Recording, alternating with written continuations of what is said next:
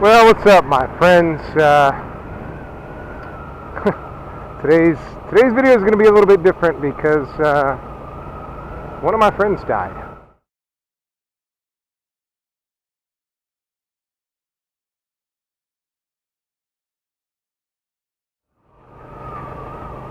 Early this week, one of my friends that I've gotten to know through riding motorcycles was involved in a head-on collision. He died on the scene. It's pretty much all I know. If you guys go back and watch my video where we went out to Snow's barbecue, you'll see him. He was on the yellow Gixxer. He's a really good guy, a really good friend. And if you remember on that trip, one of the guys' bikes, he was on a Harley, pretty brand new Harley, only a couple hundred miles on it, was leaking oil pretty bad. So he decided to leave that bike in Bastrop and have the dealership come out and tow it back to the shop. So Brandon stepped up and put that guy on the back of his bike. Of course, we tease him about it because, you know, two dudes on one bike is kind of a funny thing. But that's kind of just who Brandon was. Brandon, he didn't want anything to stop anybody from having fun, and if anybody was having some issues, he would help out as best as he could. And in all honesty, that's the way we should all be. And Brandon went to the bike night on Thursday night and said his goodbyes and said he'd be back in a little bit, and never got back. And found out that he was going a little too fast in a turn, went wide, and went into an oncoming traffic and hit somebody head on, and that was it. And I've known Brandon for a couple of years, off and on, and one of the funny things is that, well, we went out to Snow's Barbecue in Lexington, Texas, a place where I kind of grew up, you know, 6th through 12th grade, I was out there. And I thought it'd be cool to show him. I have a brick out there by the gazebo that has my name on it, and I thought it'd be funny, or whatever, just to say, hey, look, that's me right there on that brick. Because in 6th grade, we had a fundraiser, and for like X amount of dollars, you'd get a brick and you put your name on it. And my whole 6th grade class is in that section, and along with a bunch of others. A lot of people donated and helped out or whatever. And so Brandon was kind of like, hey, is anybody going to know you here? You know,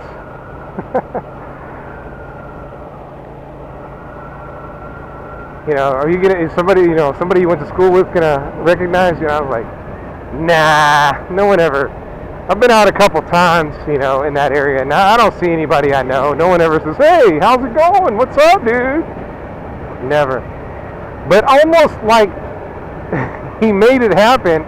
It was like he said that, I was like, nah, whatever. And like we were turning around and walking back, and holy crap, if somebody didn't say, hey, what are you doing? Hey, man, I haven't seen you in a while. And it turns out there was two guys there. One was a couple of years younger than me, and the other one was a little brother of a guy who was in one grade lower than me. So we chatted it up, and it was kind of funny. And he was like, "Oh, no one's gonna know you, huh?" And I was like, "What can I say, man? I really, honestly, did not expect anybody to recognize me out there, because I mean, except for like a class reunion or something, no one ever really cares." I guess, I don't know. But the point of this story is that Brandon was a really good guy. He was a lot of fun, and he would do whatever he could to ensure that everybody was having a good time. I mean, that's my experience with him. He had it in his heart to help out whenever he could. I could go on. I have a few other stories, but I don't want to bore you guys with it. I just want to let you know that one of my friends is gone, and it's tough. And I read and I hear about so many people that die in motorcycle accidents, and, you know, San Antonio, Austin, but I don't know any of those people for some reason. I don't know them, or I know a friend of theirs or something to that effect. But this is the first time I've ever had an actual friend of mine die, and it's tough. I'm sure you guys have had friends that have died way before their time, and it's tough. I mean, I had a friend of mine from high school. He died in an accident where the driver had fallen asleep and they ran off the road, and yeah, that was tough. He was a freshman in college, if I'm not mistaken. Maybe a sophomore, I don't remember exactly. But if you guys have lost a friend prematurely, you guys know what I'm talking about. But I want to take this opportunity for you guys to know that you got to ride within your limits, and you got to know what your limits are, and you've got to work towards not only expanding your limits but doing it in a safe manner. And that's why I have to tell you guys, you have to get a track day, and you have to get a track day through a riding school that's going to teach you how to ride your bike at high speeds.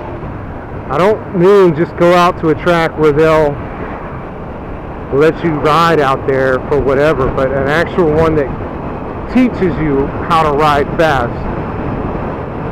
Because I'm not stupid.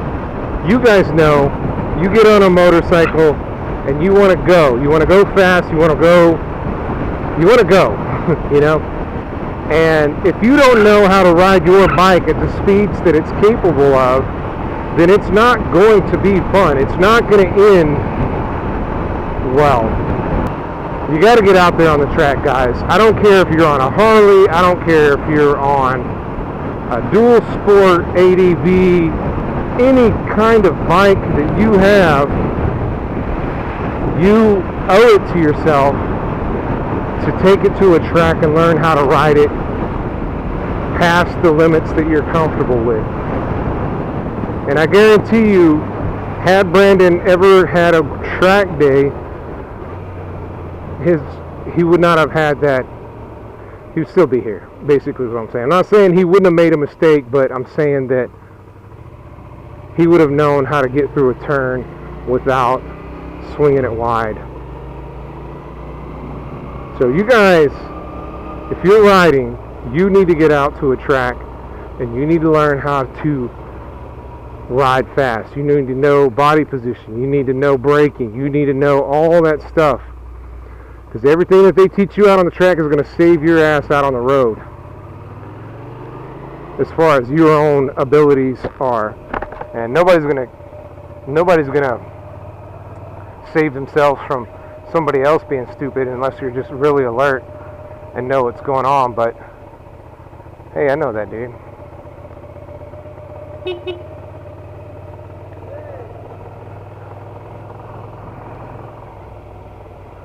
So get out there, get on the track, learn how to ride. Take an advanced rider's course, because that's going to make you a better rider. It's going to make you a safer rider, because you're going to know when you can ride like you want to ride.